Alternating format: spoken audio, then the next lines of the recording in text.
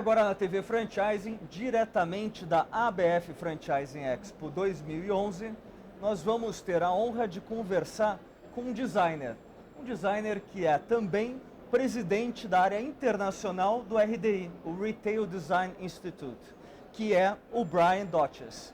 Brian, welcome to Brazil, welcome to ABF. Thank you. I hope you have a nice stay here in Brazil. And, as always, happy to be back in Brazil. So Brian, you're international president of Yes. RDI, right? The Retail Design Institute. Yes. First, tell me, what's the main role of RDI, and why are you guys bringing this chapter, to Brazil and making this happen here as well? Good.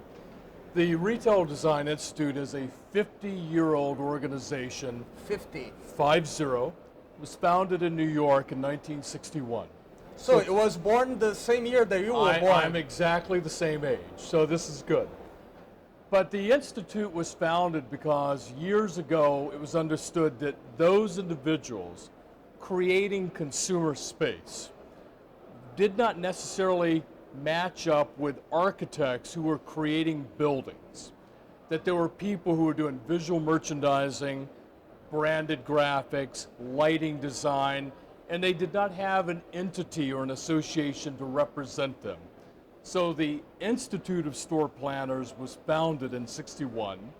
3 years ago, we changed the name of the organization to better reflect the global growth that we were going for, as well as planning for, including certainly here in Brazil. So at that point, we changed the name to the Retail Design Institute. So we represent a global audience of those individuals who are in charge of creating consumer experiences, whether it be a day spa, whether it be a quick serve restaurant, a fashion retail, a dry cleaners. It can be a myriad of different types, a department store in Dubai, or it can be a small mom and pop shop in Los Angeles. Now, Brian, United States, Australia, Canada, the places where you guys have offices are very well developed markets. So we're not talking about, franchisors that started their business 20 years ago, 30 years ago, and now have like a major retail chain. I mean, you're talking about chains that are well established. They have like 1,000 stores, 2,000 stores. They have it has muscle. Okay. Now you guys opened the RDI in Brazil, and focusing on the retail market, especially franchise. And this is a market that most companies have like 100 units, 100 stores, franchisees, 150 franchisees, and a few have like 300, 400. And most of those franchisors, they started, with a very simple education sometimes, the economic level, and they did everything by what they thought, would be nice for the customer, so they used a lot of intuition. And now they grow, and they have a higher number of stores, across the country. How do they go to the next level, giving importance to the design instead of, using their intuition to renovate and create new experiences? How do you guys make them go across the bridge? So if you take whether you are a chain geared towards the sea-based customer here in this country, right? So if you are a small regional player in the north of Brazil, you have got in this country, that's one of the things very different than the US or the Canadian marketplace. This country is not only a large geographic country, but with its states, it is like it is different countries. You know this very well, and know that the thing that you cannot do as an American coming to Brazil is simply apply this macro strategy to this country. You've got to understand the hierarchy of the A markets and where the market, so each strategy or each layer requires a different strategic approach. But Brian, we were talking about the market I'm talking about the entrepreneur. You know, Okay. how do you make the entrepreneur, you know, the guy that was, you know, had a limited knowledge of retail maybe 10 years ago or 15 years ago, and now he has a larger retail chain. How do you impact him to invest in design and go to a new stage of design?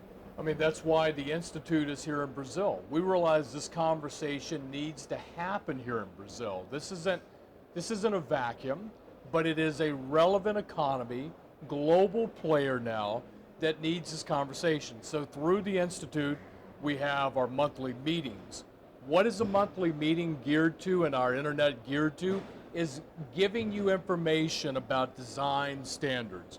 Why does design matter? Is there a white paper that's been written about that if you are selling, like a Boticario, you're selling health and beauty, is there a study that says when you do good design or good lighting, your sales increase 18%? Could you say that design is becoming to be based on a science, on metrics, on you know, facts? In my career, in 20 plus years in the design industry, what I have seen evolve, we used to could design any environment and use the materials that just sounded like they looked good today. Now we've got to go back and we have to look at the science. That is, how many people per minute go past a display. So you are 100% right. It's becoming science. It is true science. I have to look every day and say, what are the metrics to this lighting? If I bring a certain level of light, I have to bring it up to a certain standard of not only brand perception, but that's going to attract more people over and over. It's about understanding human behavior. Very much. I mean, I think that to be in design today, if you don't like humans, customers, consumers, whatever you want to label them, you shouldn't be in this business. Unless you're a designer of pet shops. Well, that would be a funny thing to talk about. Listen, Brian, just to wrap up, I wanted to know what's your experience, you know, when you get to Brazil, when you see retail here, what pops out, you know, your eyes, you know, what you really think it's great and what you think it's disastrous? I think that, well, let's start with the positive first. Let's go for the positive first. I love street retail here in Brazil. One of the things that I talk about all over the world when I'm giving my speeches about this country is that when you go on in the Jardins and you're on Lorena or Oscar Freire, you see this design of the way the buildings have been individually painted, the degree of personality given the space for a small footprint is absolutely inspiring to me. So I get inspired with street retail here. What I really get lacking in inspiration is the shopping centers in this country. I am somewhat amazed that they can have these beautiful merchants, and yet the common areas don't even speak to the brand or the environment. Have you been to Cidade Jardim? Oh, many times. In São Paulo? Yes. Is this would you say that this stands out, you know, in your analysis, or I would still? Well, it still follows. I have no problem saying two properties here that I'll use as an example. So Cidade Jardim, we all know with the tenant mix, it's an A crowd. With the Reebok Club, absolutely beautiful restaurants. It's got that beautiful. The problem is that when you as a local go into the parking garage and you walk into the mall, it's how well does the signage inspire you and move you in the space. This is where I think Cidade Jardins really fails the test. They don't understand that customer journey is a concierge experience. It's not just having beautiful materials, beautiful plants. It's the entire assemblage of that experience. A few weeks ago, I was out at Alphaville, okay? And I was looking at the new mall out. The Iguatemi, the new Iguatemi. Right? Again, beautiful merchants. But what I would say to the developer is when I parked in the car park, and I went up through the escalators to get into the mall, it made me sad because there's no imagery, there's no color, there's no sound, there's no excitement. Retail is about excitement. So retail starts at the parking lot. It starts the very moment you encounter the gate and you enter into your space. This is what it's A to Z. Everybody has to remember design is about the complete experience, not just 7/10. And your question, I will finish by saying this. The one thing that I comment about Brazil is that there's so much inspiration here with street retail, but a lot of times what I see in the shopping centers and I see out in that type of large-scale environment is as though the design went 8/10 of the way and stopped short on the details. And this is where I see huge opportunity for the Institute and designers like myself here in Brazil is helping fill that 20%. Brazil does so many things correct. This isn't about coming and re-correcting what it's right. It's about helping bring conversation.